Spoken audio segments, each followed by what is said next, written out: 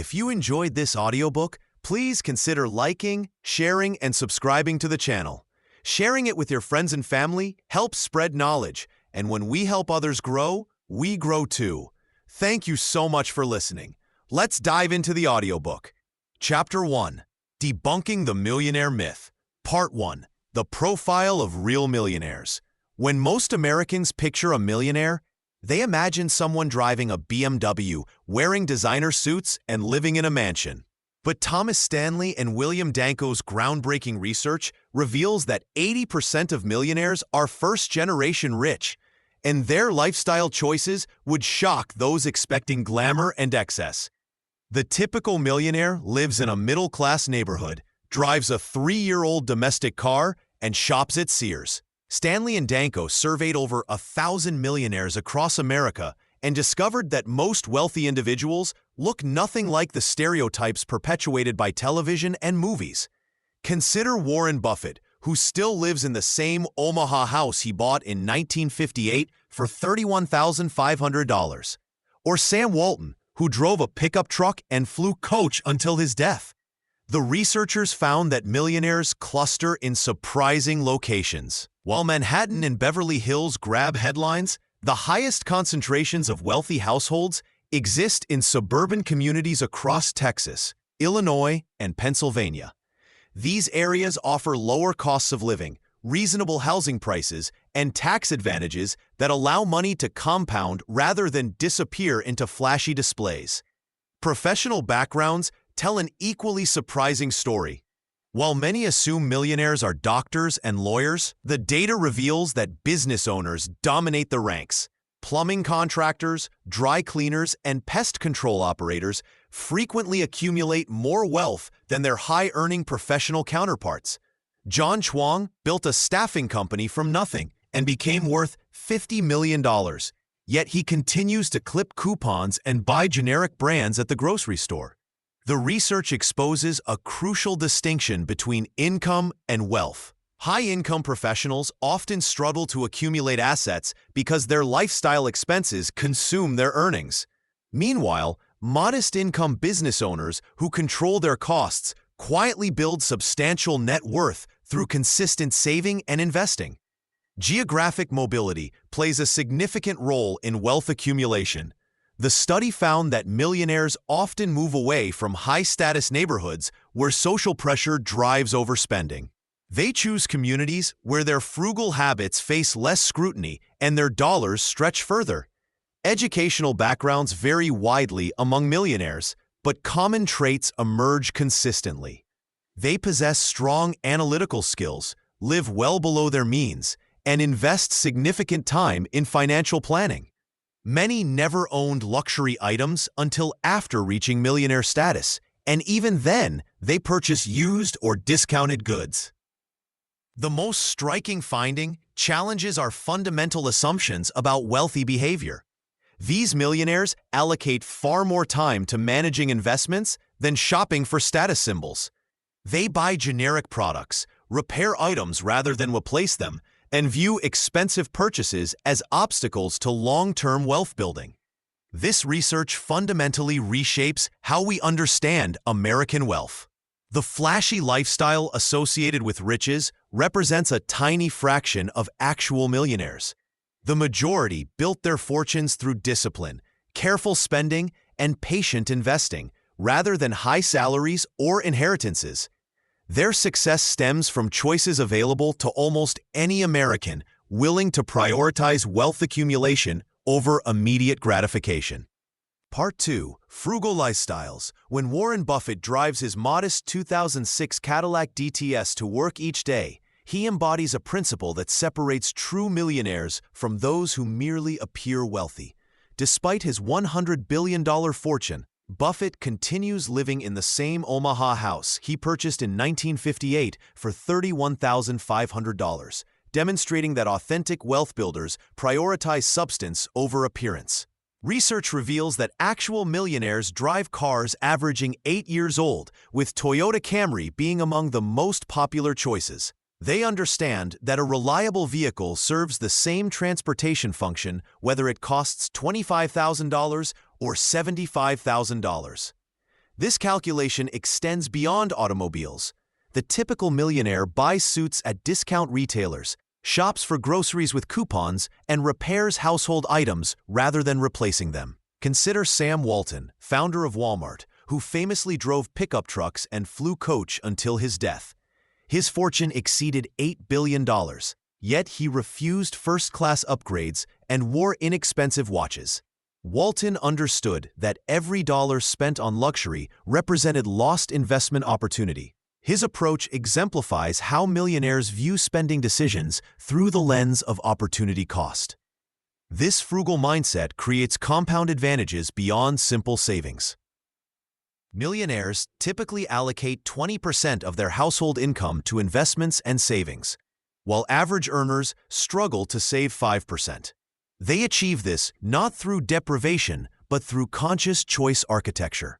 Instead of financing luxury cars, they purchase reliable used vehicles and invest the payment difference in appreciating assets. The contrast becomes stark when examining housing decisions. While popular culture suggests millionaires live in mansions, research shows they typically reside in neighborhoods where median home values fall below $300,000. They recognize that expensive homes generate ongoing costs through property taxes, maintenance, and insurance without producing income. A mortgage payment of $5,000 monthly prevents $60,000 in annual investment potential. Their leisure activities reflect similar principles. Rather than expensive country club memberships, many millionaires prefer free activities like hiking or reading.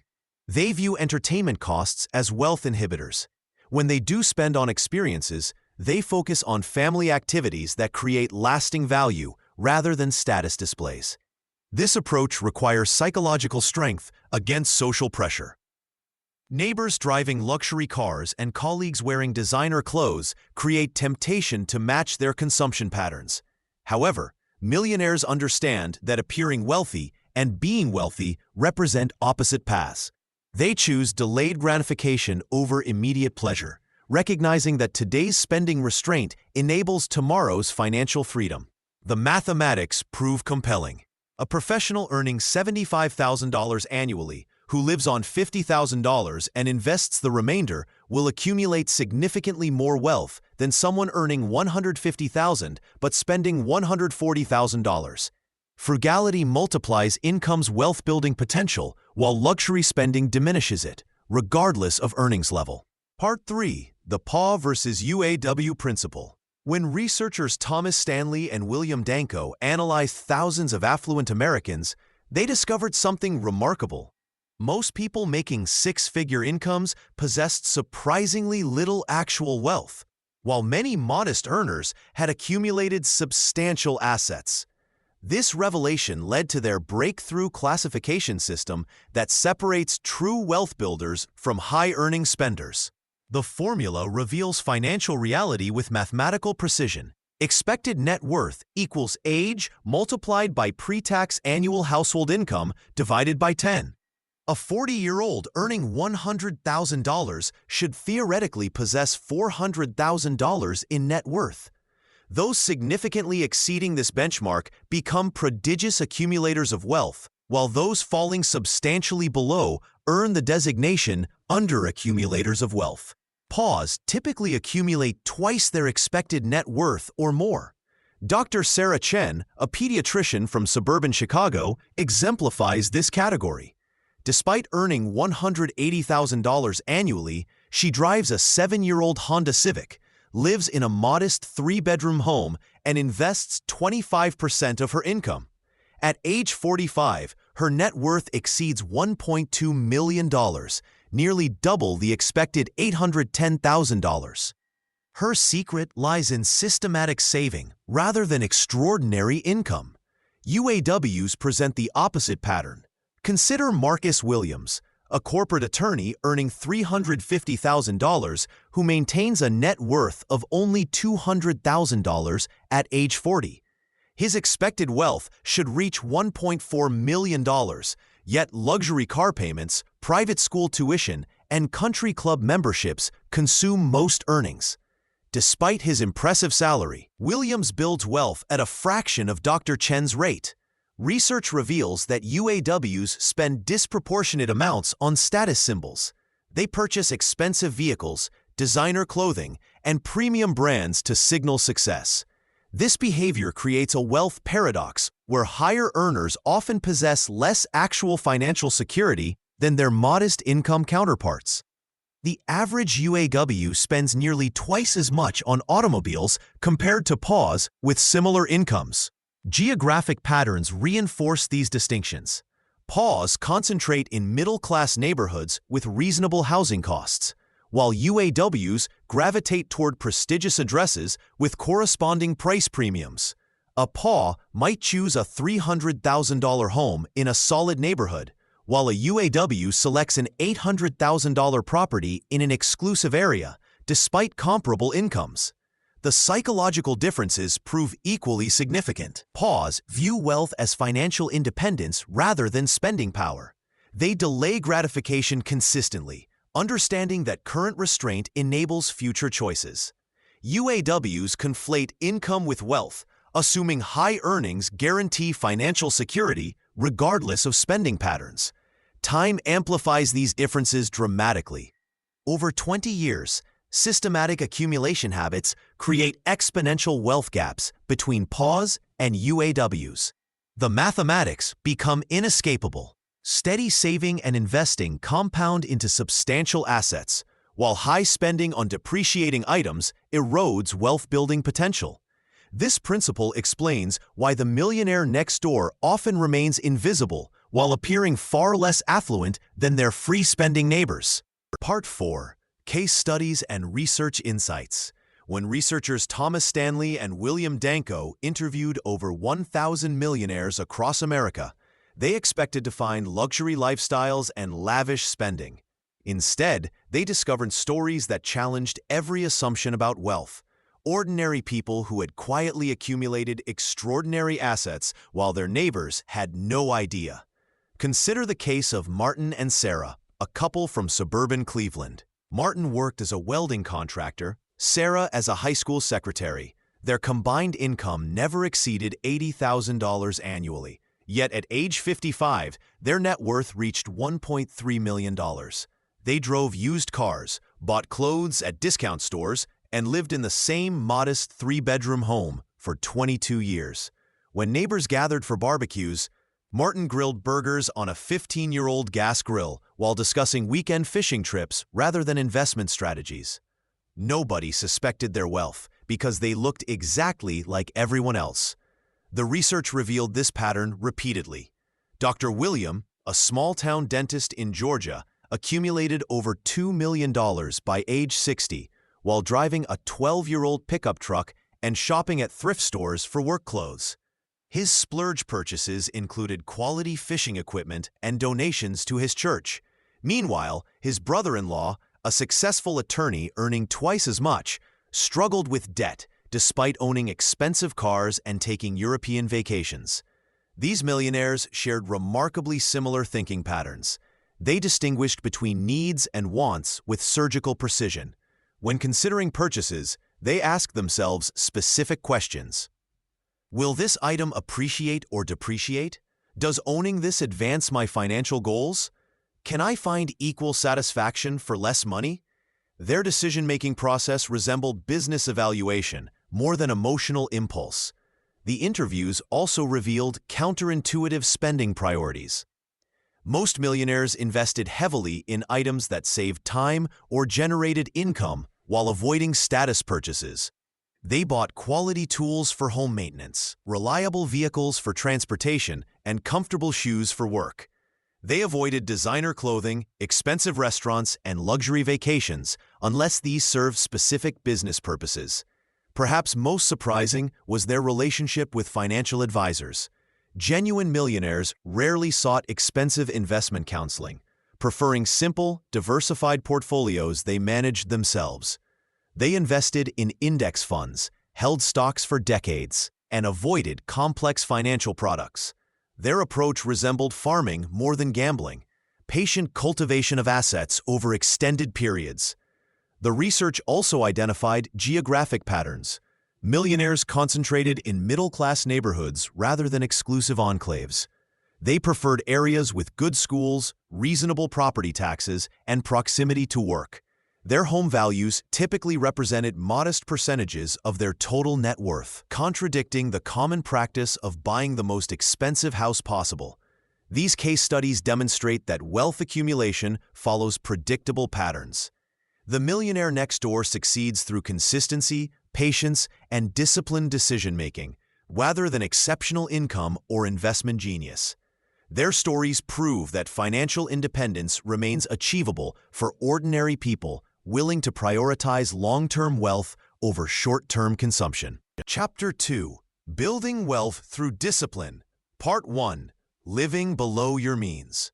When Warren Buffett drives his 2014 Cadillac XTS to work each morning, most people wouldn't guess they're watching one of the world's wealthiest individuals navigate Omaha traffic.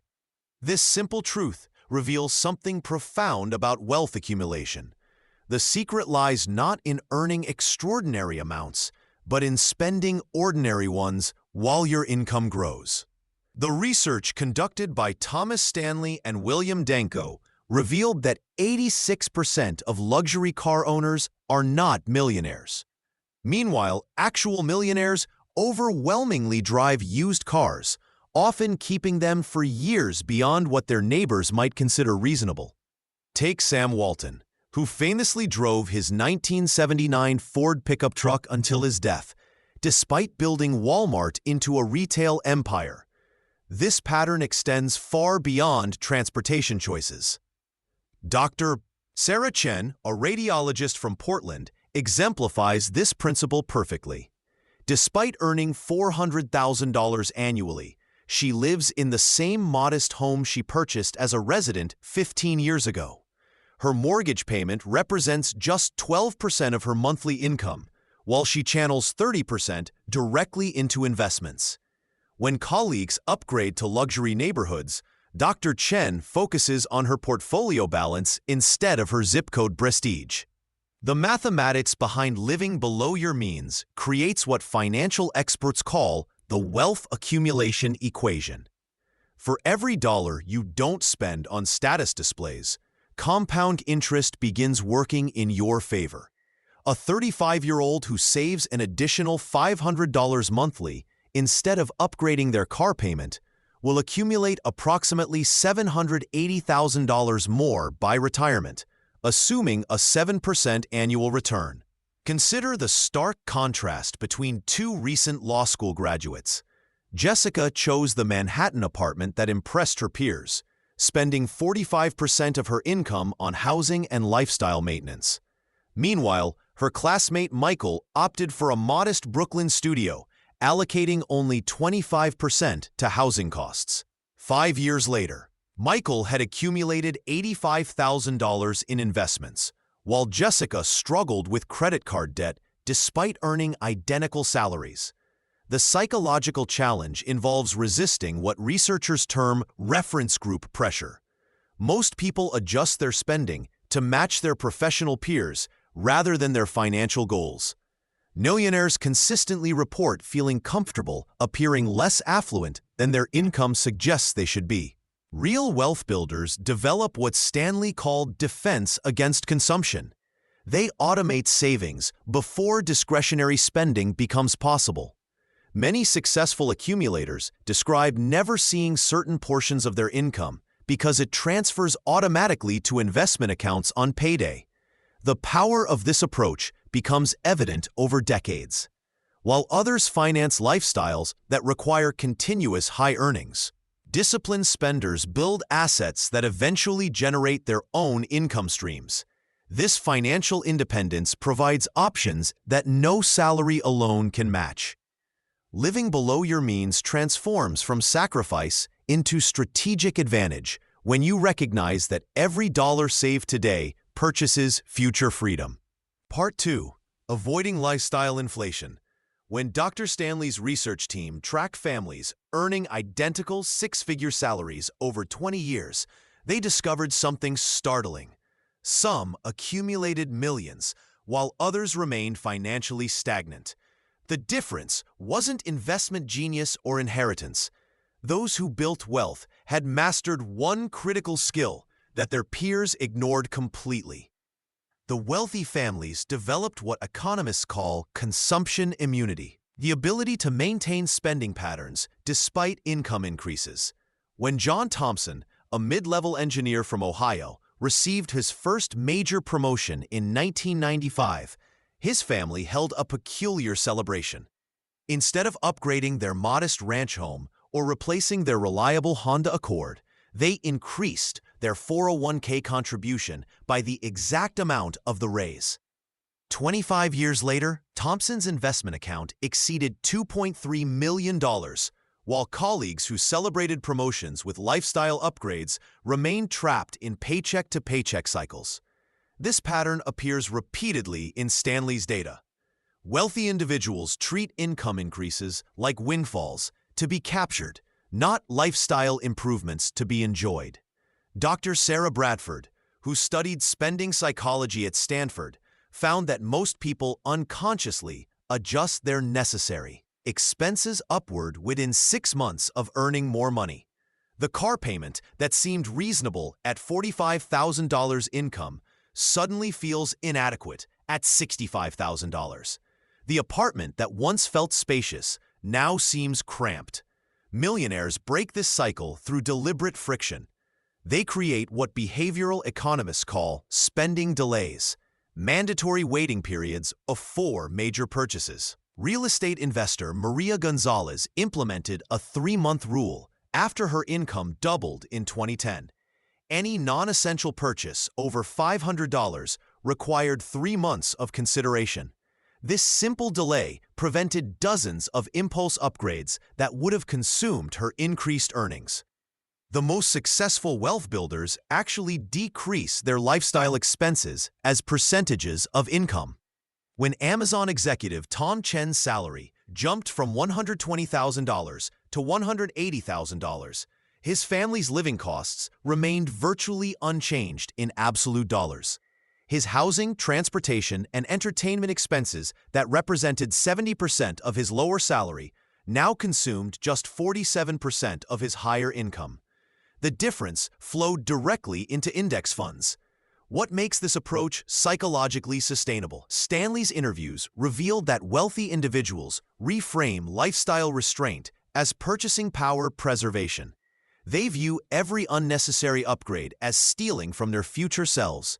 This mental shift transforms what feels like deprivation into strategic advantage. Research from the Federal Reserve Bank of Boston confirms this pattern. Households that maintained consistent spending habits during income growth phases accumulated wealth at rates 5 times higher than those who expanded lifestyles proportionally. The mathematics prove compelling. Controlling lifestyle inflation creates exponential wealth growth through compound investment returns, while lifestyle expansion creates exponential expense growth through social comparison pressure. Part 3. Allocating resources wisely. When Thomas Stanley followed wealthy individuals through their daily routines, he discovered something remarkable. They treated time like their most precious investment, allocating it with the precision of a Swiss watchmaker. This wasn't about obsessive micromanagement, but strategic resource deployment that separated wealth builders from wealth pretenders. Warren Buffett exemplifies this principle through his famous annual routine. Each year, he dedicates specific blocks of time to reading annual reports, quarterly reviews, and strategic planning sessions. His calendar reflects clear boundaries between wealth-building activities and everything else. This deliberate time allocation has generated compound returns not just financially, but intellectually, creating a knowledge base that informs better investment decisions year after year. The research reveals that millionaires follow what psychologists call energy budgeting. They recognize that mental energy, like financial capital, requires careful allocation. Dr. Roy Baumeister's studies on decision fatigue show why successful wealth builders automate routine choices. They wear similar clothes, eat consistent meals, and follow established morning routines. Steve Jobs wore identical black turtlenecks not from eccentricity, but from understanding that preserving decision-making energy for high-stakes choices creates competitive advantage. Financial allocation follows equally systematic patterns. The typical millionaire studies spending data quarterly, not monthly, allowing enough time for meaningful patterns to emerge. They track categories that directly impact wealth accumulation, investment contributions, business development expenses, and skill enhancement costs. Everything else gets bundled into broad categories with preset limits. Consider how millionaire business owner Janet Rodriguez structures her resource allocation. She dedicates the first 2 hours of each day to high-return activities, reviewing investment performance, planning business expansion, or developing new revenue streams. Administrative tasks get batched into specific afternoon blocks. Personal expenses follow the 50-30-20 rule, but with a twist. Her 20% savings get subdivided, 12% for index fund investing, 5% for business opportunities, and 3% for emergency reserves. This systematic approach extends to annual planning cycles. Millionaires typically conduct comprehensive resource reviews each December, analyzing where time and money generated the highest returns. They eliminate activities that consumed resources without producing measurable wealth growth. Unlike traditional budgeting that focuses on cutting expenses, their approach emphasizes maximizing returns from available resources. The psychological benefit proves equally important. When resources flow according to predetermined systems, financial stress decreases dramatically. Decision paralysis evaporates because clear frameworks guide choices. Investment opportunities get evaluated against established criteria rather than emotional impulses. What makes this approach sustainable?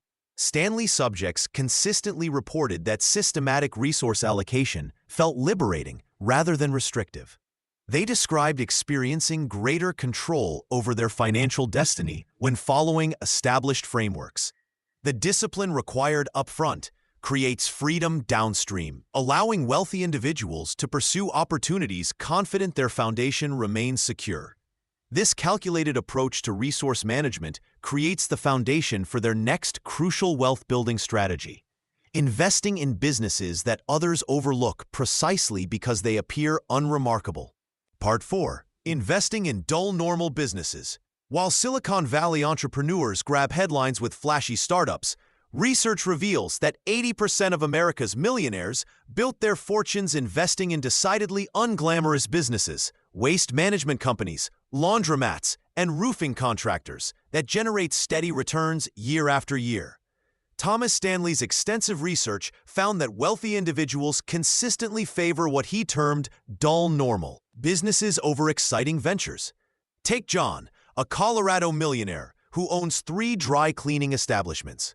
His friends mock his unglamorous empire, but these businesses generate $180,000 annually with minimal oversight. While his neighbor chases the latest cryptocurrency trends, John's boring ventures compound wealth steadily.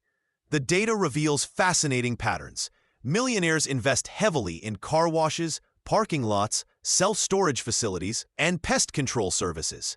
These businesses share common characteristics that wealthy investors prize: predictable cash flow, low technology risk, and essential services that resist economic downturns. When the dot-com bubble burst in 2000, investors in flashy tech stocks lost fortunes, while those owning mundane businesses like apartment buildings continued collecting rent checks. Consider the Hendricks family, who built a $50 million fortune through vending machine routes across the Midwest. Their success illustrates why wealthy individuals gravitate toward boring businesses. Vending machines require minimal daily management, generate consistent income, and serve locations unlikely to disappear overnight. The business model hasn't changed significantly in decades, which wealthy investors view as strength rather than weakness. Real estate investment trusts focusing on strip malls, medical buildings, and warehouse facilities attract millionaire investors precisely because they lack excitement. These properties house dental offices, accounting firms, and distribution centers, businesses that rarely relocate and pay rent reliably. Warren Buffett exemplifies this philosophy. building Berkshire Hathaway's fortune through insurance companies, utilities, and other decidedly unspectacular enterprises. The psychology behind these choices proves revealing. Wealthy individuals understand that consistent 8 to 12% annual returns compound more effectively than volatile investments promising spectacular gains. They've learned that businesses requiring constant innovation carry hidden costs. Software companies need continuous development teams, while laundromats require occasional equipment replacement but minimal technological updates. Market research supports this approach. Businesses serving basic human needs, food, shelter, cleanliness, transportation, demonstrate remarkable resilience. McDonald's franchise owners rarely face bankruptcy, not because fast food is exciting, but because people consistently need affordable meals. This predictability allows millionaires to plan long-term wealth strategies without worrying about technological disruption, eliminating entire industries overnight. The millionaire next door chooses boring investments because boring works. These individuals recognize that wealth accumulation resembles watching grass grow rather than attending fireworks displays. Their portfolios contain companies that solve everyday problems efficiently, generating steady profits while competitors chase trending opportunities. This patient approach to capital deployment creates the financial foundation supporting their comfortable lifestyles without the stress accompanying high-risk investments. Chapter 3: The Family and Financial Teaching. Part 1: Economic Outpatient Care, EOC. When wealthy parents write another check to cover their adult child's mortgage payment, they believe they're helping. Research from Thomas Stanley's extensive Millionaire studies reveals a troubling pattern. Children who receive the most financial assistance from parents accumulate significantly less wealth than those who receive little or none. This phenomenon, termed economic outpatient care, operates like a financial life support system that keeps recipients alive but prevents them from developing their own strength. Consider the Johnson family from Stanley's research. The parents, worth $3 million, provided their 3 adult children with regular financial gifts totaling $15,000 annually per child. After 20 years of this support, none of the children had accumulated substantial wealth on their own. Meanwhile, their neighbors' children, who received no parental assistance, had each built net worths exceeding $400,000 through disciplined saving and investing. The psychology behind EOC creates what economists call moral hazard. When people know a safety net exists, they take greater risks with their finances and make less prudent decisions. A 2018 study by the Federal Reserve Bank of Boston found that young adults receiving regular parental support were 40% less likely to budget carefully and 60% more likely to carry credit card debt. The timing of financial support matters enormously.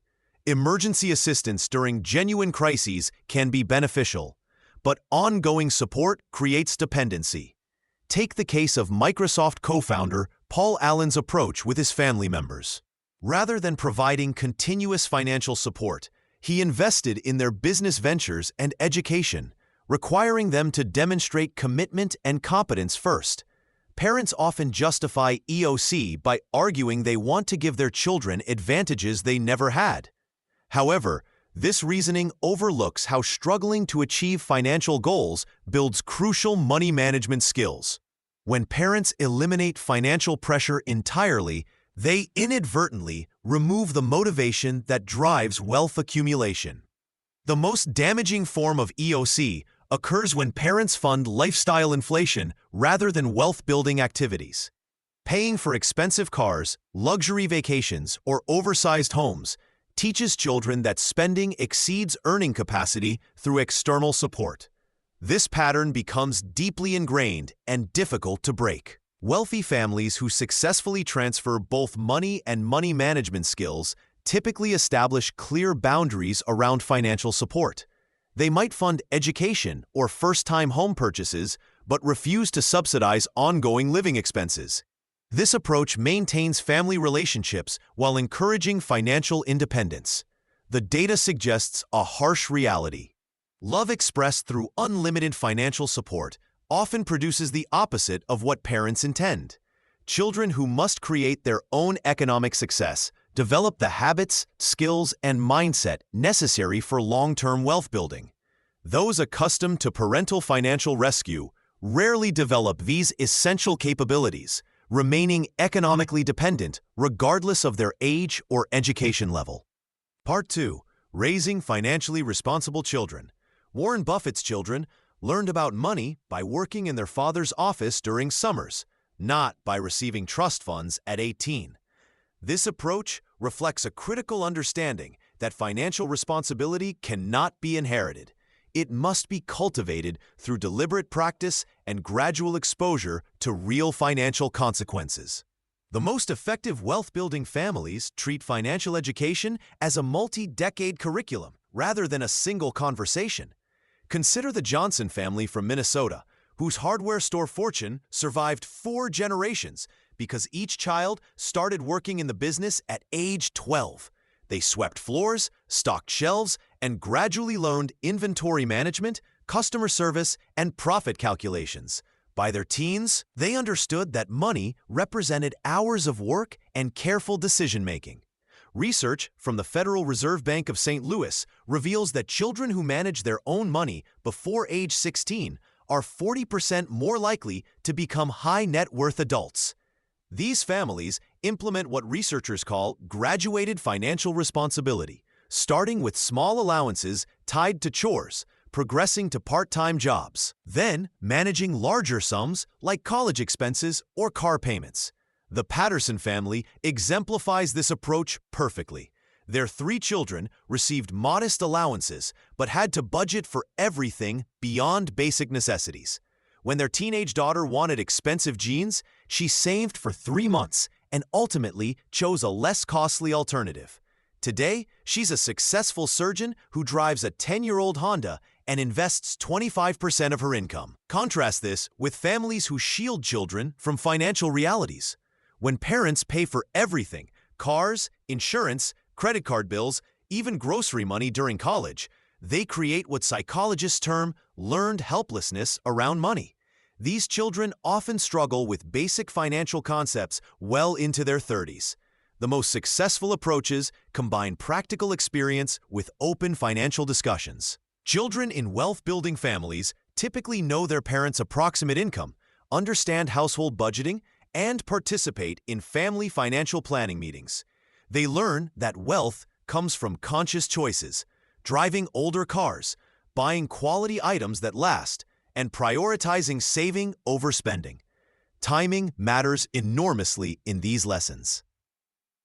Children who receive significant monetary gifts before demonstrating financial maturity often develop poor spending habits that persist throughout their lives. Conversely, those who earn their first car, pay their own insurance, and contribute to college expenses develop lasting appreciation for money's true value. The evidence consistently shows that financial responsibility grows through practice, not instruction alone. Children need opportunities to make mistakes with small amounts before they handle larger sums. They must experience the satisfaction of saving toward goals and the disappointment of poor purchasing decisions. These early lessons create the foundation for lifelong wealth-building behaviors that no amount of inherited money can replace.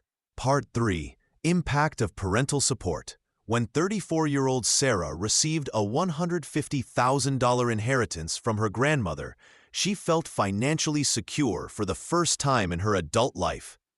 Within 18 months, the money had vanished on a larger apartment, luxury vacations, and everyday expenses she previously couldn't afford. Her story mirrors countless others documented in wealth studies, revealing how well-intentioned family support can derail rather than enhance financial futures. The timing of parental wealth transfers proves critical to their success. Research tracking thousands of families shows that recipients who receive substantial gifts before age 35 demonstrate significantly lower net worth accumulation over their lifetimes, compared to those who receive similar amounts after establishing their own earning power. The Vanderbilt family fortune, once America's largest, illustrates this pattern dramatically. Cornelius Vanderbilt's great-great-grandson, Anderson Cooper, inherited nothing, yet built substantial personal wealth through his career, while many relatives who received large inheritances earlier saw their portions disappear through poor financial decisions. Consider two brothers from the same affluent family. The elder received $200,000 at age 25 to start his business, while the younger worked for a decade building his company before receiving the same amount at 35. The younger brother's net worth reached $2.3 million by age 50, while his elder brother struggled with debt despite his early advantage. The difference lay not in the money itself, but in the financial discipline each had developed before receiving it.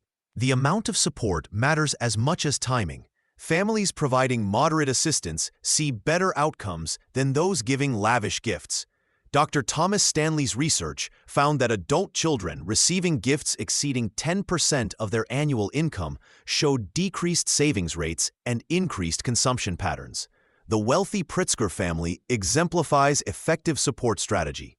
Rather than providing unlimited access to family wealth, they established structured programs requiring recipients to match family contributions with their own earnings and demonstrate financial responsibility through budgeting and investment planning.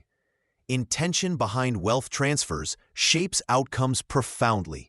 Parents who frame gifts as rewards for achievement or tools for building independence see positive results. Those who provide money to solve immediate problems or maintain lifestyles create dependency patterns that persist for decades.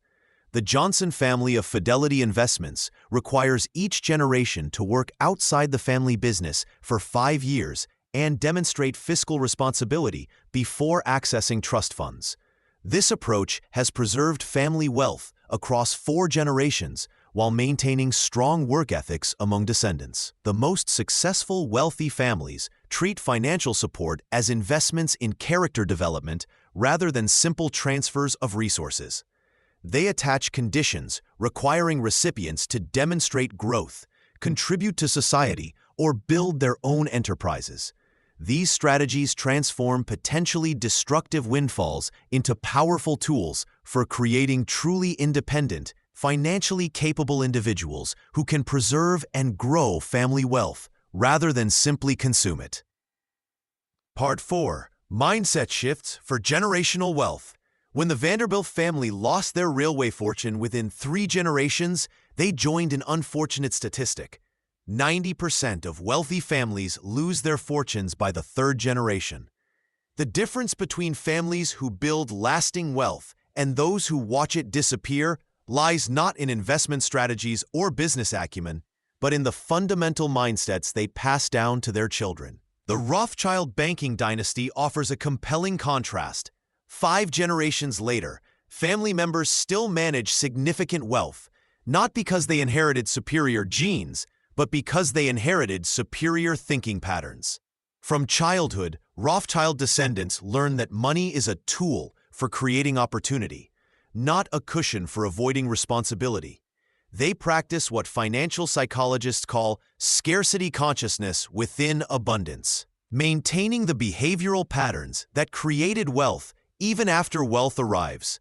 Consider the approach of Warren Buffett, who famously declared his children would receive enough money so that they would feel they could do anything, but not so much that they could do nothing. His daughter Susie worked as a KitchenAid and janitor before launching her own foundation. His son Howard ran his own farm for decades. Both developed the work ethic and financial discipline that allows them to manage substantial resources responsibly today. The key transformation involves shifting from consumption-based thinking to production-based thinking. Families who sustain wealth teach children to ask, "How can I create value?" rather than, "What can I buy?" This requires practical application from an early age. The Ford family, despite their automotive empire, required children to work entry-level jobs in Ford plants before assuming leadership roles. This experience instilled respect for labor and understanding of how wealth originates from creating genuine value. Research by psychologist Brad Klontz reveals that families maintaining wealth across generations share three common practices. They discuss money openly, but emphasize responsibility over privilege. They require children to demonstrate competence before accessing significant funds, and they maintain family traditions that reinforce productive values rather than consumption habits. The Johnson family, founders of Johnson & Johnson, exemplifies this approach through their 5-generation rule. Family members cannot access trust funds until age 35, and only after demonstrating financial independence through their own careers. They must also contribute meaningfully to philanthropic causes, ensuring each generation understands wealth as a responsibility rather than an entitlement.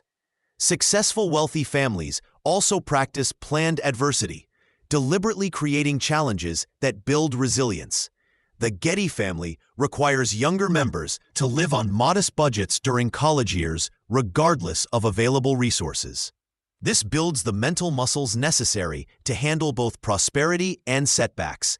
The most crucial mindset shift involves viewing family wealth as a multi-generational project requiring active cultivation.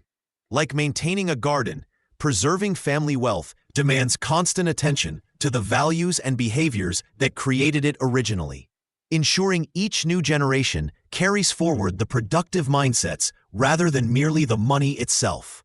Chapter 4: Habits, Occupations, and Decision-Making. Part 1: Common Careers of Millionaires. When Sarah walked into her neighborhood coffee shop, she never suspected the woman ordering a simple black coffee ahead of her owned 3 small businesses worth $2.8 million. The woman drove a 12-year-old Honda Civic and wore clothes from Target, yet her quiet financial empire generated enough passive income to retire tomorrow if she chose. The research from Thomas Stanley and William Danko's extensive study of America's wealthy reveals a startling truth about millionaire careers. Contrary to popular belief, most millionaires aren't celebrities, surgeons, or Wall Street executives. The largest group consists of self-employed business owners operating in mundane industries that most people overlook. Consider the case of Michael, a 54-year-old who owns a small plumbing supply company in suburban Ohio. With just 8 employees, his business generates steady profits that he systematically invests. Over 23 years, his disciplined approach to saving and reinvesting has built a net worth exceeding $3.2 million. Michael represents the most common millionaire archetype, the owner of an unglamorous but profitable small business. The data shows that self-employed individuals make up less than 20% of workers in America. Yet they represent 2/3 of millionaires. This pattern emerges because business ownership provides control over income potential and tax advantages that traditional employment cannot match. A dental practice owner can expand locations, hire associates, and build equity in their business. A corporate dentist working for someone else faces salary caps and limited wealth-building opportunities. Professional services dominate the millionaire landscape. Accountants, attorneys, and medical professionals frequently appear in wealth studies, but not always as employees. Dr. Patricia Chen built her fortune not just through her dermatology practice, but by investing the profits into real estate and index funds over 15 years. Her colleague, who spent similar amounts on luxury cars and expensive vacations, remains financially stressed despite earning comparable income. Niche sectors often produce unexpected millionaires. The owner of a specialized industrial cleaning company serving manufacturing plants, a woman who built a business importing specific automotive parts, and a man who developed expertise in restoring antique furniture, all discovered that specialization creates premium pricing opportunities. These individuals found underserved markets and built profitable businesses around specific expertise. What separates millionaire careers from others isn't glamour or prestige. It's income potential combined with spending discipline. The millionaire business owner understands that every dollar not spent on status symbols becomes investment capital. They choose practical over flashy, viewing their business as a wealth-building vehicle rather than a lifestyle statement. The pattern becomes clear when examining career choices through a wealth-building lens. Millionaires gravitate toward occupations offering control over their financial destiny, whether through business ownership, professional practices, or specialized expertise that commands premium compensation. They prioritize long-term wealth accumulation over short-term consumption, making career decisions based on financial potential rather than social status.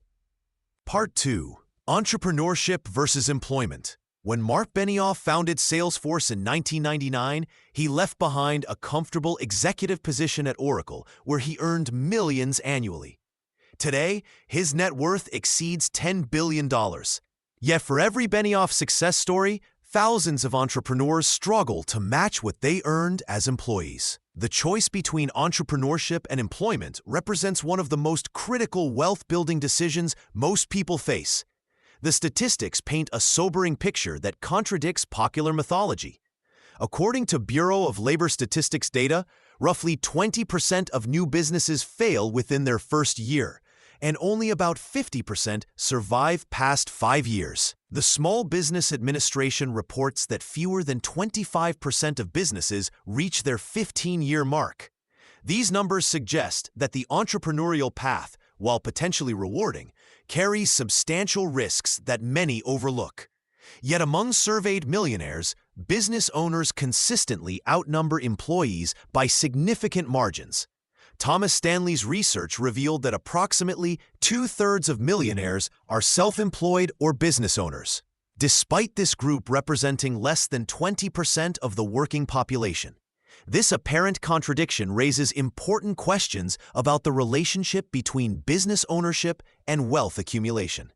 The key difference lies not in guaranteed success, but in control mechanisms. Sarah Blakely, who built Spanx into a billion-dollar company, started while working full-time at a fax machine sales job. She maintained her employment for 2 years while developing her product, demonstrating how successful entrepreneurs often minimize risk through gradual transitions rather than dramatic leaps. Employment offers predictable compensation and defined benefit structures. A software engineer at Google can reasonably expect steady income growth, comprehensive benefits, and stock options that appreciate over time. Many Google millionaires never started companies. They simply held shares through multiple appreciation cycles while maintaining disciplined spending habits. Business ownership provides income scalability that employment rarely matches. While an employee's earnings typically correlate with hours worked or position level, business owners can potentially generate revenue that far exceeds their direct time investment. However, this same scalability works in reverse during downturns or failures. The satisfaction equation also defies conventional wisdom. Gallup research indicates that business owners report higher engagement and purpose in their work, yet also experience significantly more stress and work longer hours than traditional employees. Many successful entrepreneurs describe their ventures as consuming rather than fulfilling endeavors. Control over financial destiny emerges as the primary wealth-building advantage for entrepreneurs. They can directly influence revenue through business decisions, pricing strategies, and market expansion. Employees depend on organizational decisions, economic conditions, and industry dynamics largely beyond their influence.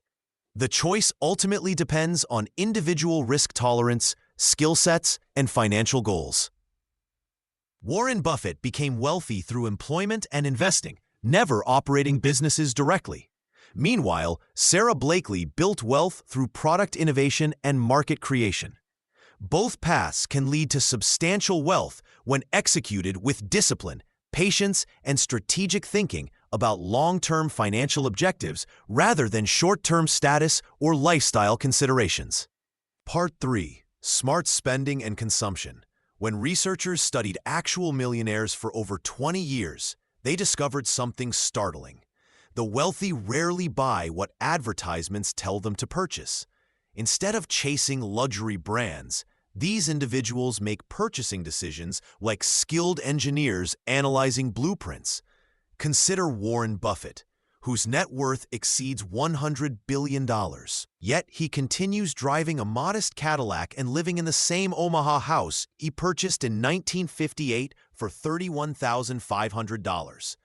This pattern repeats across thousands of millionaire households studied by researchers Thomas Stanley and William Danko. Their data revealed that most wealthy individuals drive used cars, shop at discount stores, and own watches costing under $300. The wealthy approach major purchases through a mathematical lens rather than emotional impulse. They calculate cost per use, expected lifespan, and potential resale value before buying anything substantial.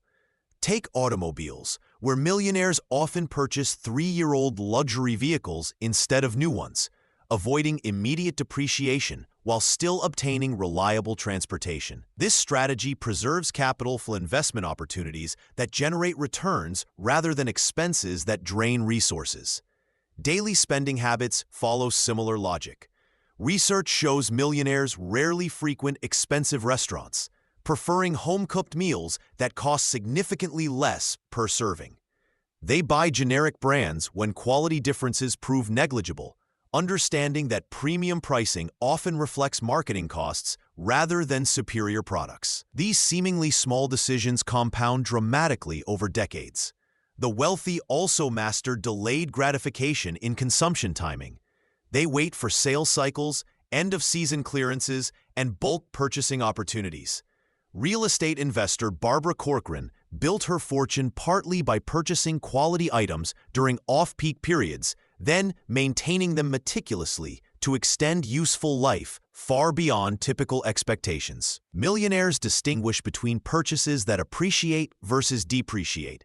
They invest heavily in real estate, education, and business equipment that generates income or increases in value.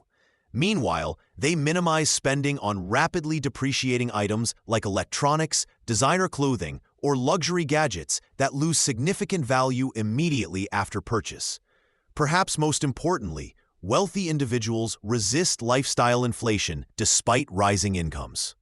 They maintain consistent living standards even as earnings grow, directing additional income toward wealth-building activities rather than upgraded possessions. This discipline creates an expanding gap between income and expenses, providing increasing capital for investments that compound over time. The evidence contradicts popular assumptions about wealthy lifestyles. True millionaires often appear ordinary because they prioritize financial independence over social signaling through expensive purchases. They understand that every dollar spent on status items represents missed opportunities for wealth generation through productive investments. Part 4. Prioritizing net worth over income. When Thomas Stanley and William Danko interviewed thousands of millionaires, they discovered something remarkable. The wealthiest individuals obsessed over a number most people rarely calculate. While neighbors competed for salary increases and bragged about bonuses, these quiet millionaires tracked their net worth with the precision of accountants managing billion-dollar portfolios. Consider two professionals earning identical $150,000 salaries. Sarah spends $140,000 annually on mortgage payments, luxury cars, and designer clothing, saving $10,000. Meanwhile, David lives on $80,000, investing the remaining $70,000 in index funds and real estate.